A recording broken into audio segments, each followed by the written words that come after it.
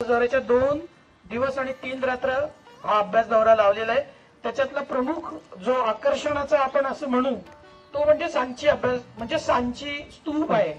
पण सांची स्तूपाच्या बरोबरीनेच अत्यंत महत्वाचा जो स्तूप आहे तो म्हणजे सारुमारू हा स्तूप आहे. आता सारुमारू स्तूप का महत्वाचा आहे ते सांगतो. सगळ्यांनाच माहिती असेल की स्तूपांचे प्रकार वेगवेगळे आहेत, बरोबर ना. तर शारीरिक स्तूप असतो, बरोबर, उद्देशिका स्तूप असतो, पारिभोगिक असतो आणि तुमचं मनोती स्तूप असतो. हे 4 स्तूप महत्वाचे. बुद्ध धम्मामध्ये या 4 स्तूपांना खूप महत्वाचं स्थान आहे. या 4 स्तूपांपैकी जो पहिला मी सांगितला जो शारीरिक स्तूप आहे तो शारीरिक स्तूप म्हणजे हा आहे. तर शारीरिक स्तूपांमध्ये काय असतं की त्या शारीरिक स्तूपांमध्ये सम्यक संबुद्ध यांचे शारीरिक धातू असतात किंवा त्यांच्या नंतरचे जे प्रमुख त्यांचे शिष्य होते त्यांचे शारीरिक धातू ठेवले जाऊन त्याच्यावर पूजण्याची आपल्याकडे बुद्ध धर्मामध्ये पद्धत आहे. ठीक आहे. आणि त्याला पूजन केल्यानंतर त्याला प्रदक्षिणा पण घालायची असते. आपण प्रदक्षिणा घालू, इन्फॉर्मेशन देतो, मग तुम्हाला कळेल की त्याची काय महत्व आहे. तर शारीरिक स्तूपांमध्ये बुद्धांच्या नंतर त्यांचे जे महत्वपूर्ण असे जे त्यांचे नंतरच्या काळातले जे बदंत होऊन गेले, ज्यांनी अरहंतपद प्राप्त केलेलं आहे. अरहंतपद तेव्हाच प्राप्त करता येतो जो दुःख मुक्त होतो, अशांना आपण अरहंत म्हणतो. अशा अरहंतांच्या शारीरिक धातूंवरती स्तूप तयार होतात. ठीक आहे. शारीरिक धातू आपण जेव्हा मृत्यू पावल्यानंतर त्यांना जाळल्यानंतर त्यांचे जे शरीराचे अवशेष असतात ते जतन करून ठेवण्याची पद्धत पूर्वापार चालत आलेली आहे. बुद्धांच्या काळामध्ये त्याला खूप मोठं मान्यता मिळाली, त्याला खूप मोठं स्थान मिळालं. त्याचं कारणच असं आहे की या जे भिक्खू संघ होता किंवा अनंत झालेले जे बदंत होते यांना समाजामध्ये खूप मोठं स्थान होतं. बुद्धांच्या नंतर, बुद्धांच्या आधी देखील असे स्तूप सापडत नाहीत आपल्याला, पण बरियल साइट्स सापडतात. बरियल साइट्स म्हणजे काय, तर जिथे आपल्या आप्तेष्टांना गाडून ठेवलंय.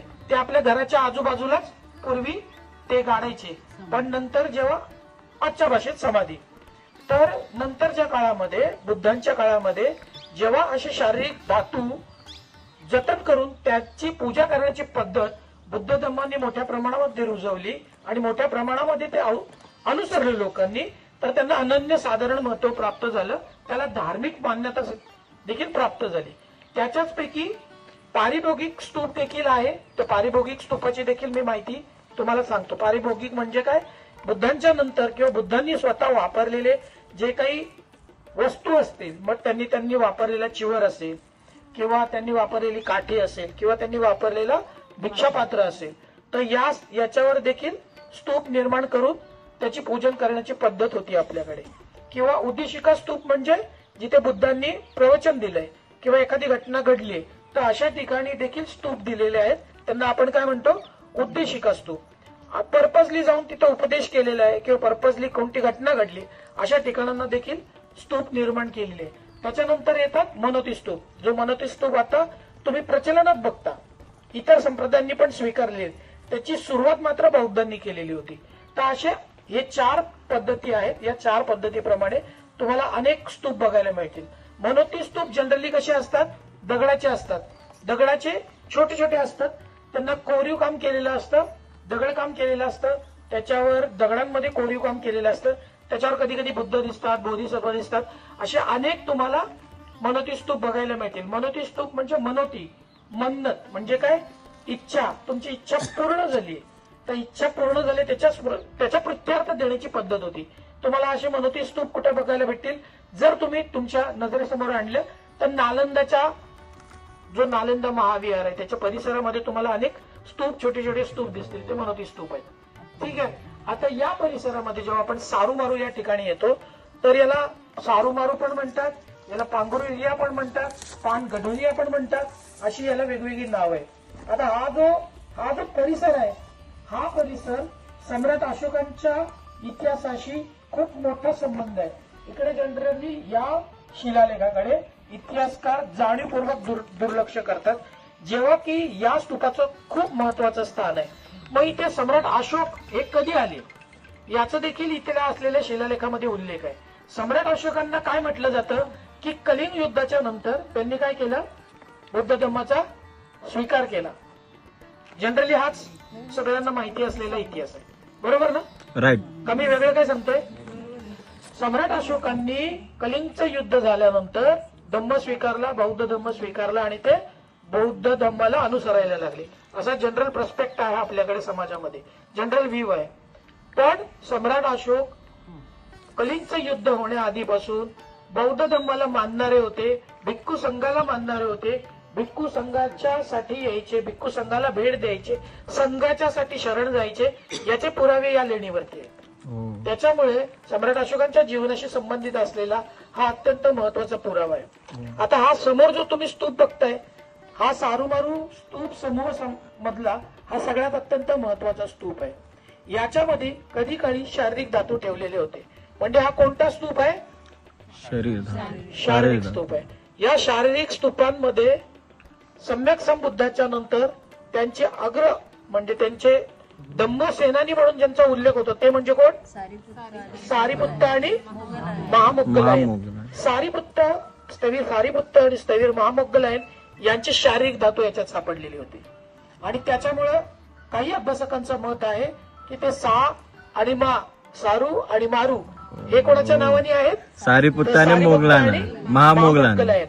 त्याचं कारणच असं आहे की इथे जेव्हा 19व्या शतकात इंग्रज अधिकारी, आपल्याला सगळ्यांना माहिती आहे की इंग्रज अधिकाऱ्यांनी मोठं काम केलेलं आहे.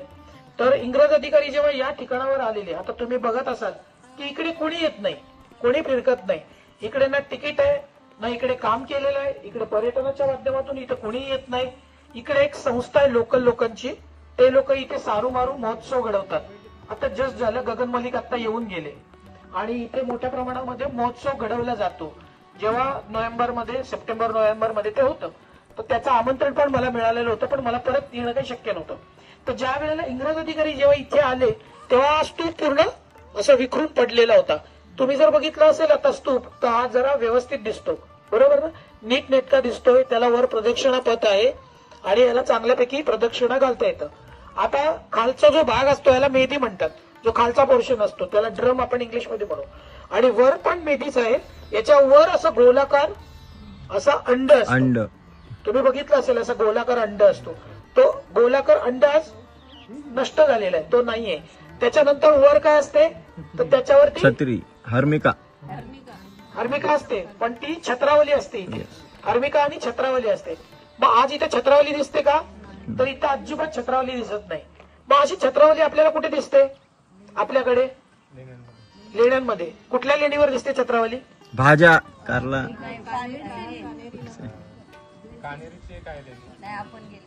कारला लेणीवर फक्त एकमेव छत्रावली जी लाकडामध्ये निर्माण केलेली आहे. बेडसे लेणीवरती असं फक्त तिची हे आहे, असं लाकडाचा फक्त राहिलेलं आहे. पण प्रॉपर छत्री जी आहे, छत्रावली, पॅरासोल ज्याला म्हणतो आपण, ती फक्त आणि फक्त कारला लेणीवरती, जी 2000 वर्षापूर्वीपासून टिकलेली आहे. इथे पण कधी काळी छत्रावली होती, तर ती छत्रावली दगडाची होती पूर्णपणे आणि एका भिक्खुणीने ती दान दिलेली होती. तर ती छत्रावली आपण पाहायला जाणार आहोत. ती छत्रावली इथून उचलली इंग्रज अधिकाऱ्यांनी आणि ती इथून नेली सांचीला. आज सांची म्युझियम मध्ये ती आहे. तर हे ज्या दान दिलं होतं त्या महिलेचं नाव सांगतो मी. इथे तो जो दंड आहे अख्खाच्या अख्खा, त्या दंडावरती त्यांना ती छत्रावली जेव्हा भेटली तेव्हा ते विखुरलेलं होतं सगळं. आता तुम्ही जो स्तूप बघताय हा भारतीय पुरातत्व खात्याने केंद्राच्या मुळे हे सगळं होऊ शकले. तो जो ती जी बाहेरची बाउंड्री वॉल आहे ती, वरती तिकडे स्तूप आहेत, ते हे जे स्तूप आहेत हे सगळे विखरून पडलेले होते. आजही बरेच स्तूप आहेत जे बनले पाहिजेत, बनवले गेले पाहिजेत. पण कारण असं आहे की पर्यटक येत नाही, त्याच्यामुळे पुरातत्व खातं काही करत नाही. आजही बरेचसे स्तूप असेच पडलेले आहेत. आज आपल्याला 30 स्तूपांची नोंद मिळते. किती? 30. मग ही माहिती कशी काय मिळते, म्हणजे मला कशी काय माहिती मिळाली? त्याचं कारण असं आहे की आपल्याला सगळ्यांना माहिती आहे अलेक्झांडर कनिंगम, जे लोक पुरातत्वाशी संबंधित आहेत, पाली वगैरे, तर अलेक्झांडर कनिंगम यांचं बुक आहे बिल्सा टोप्स म्हणून. त्या बिल्सा टोप्स मध्ये या रेंजमध्ये, सांची या परिसरामध्ये जेवढे पण स्तूप होते त्यांचं उत्खनन त्यांनी केलेलं होतं.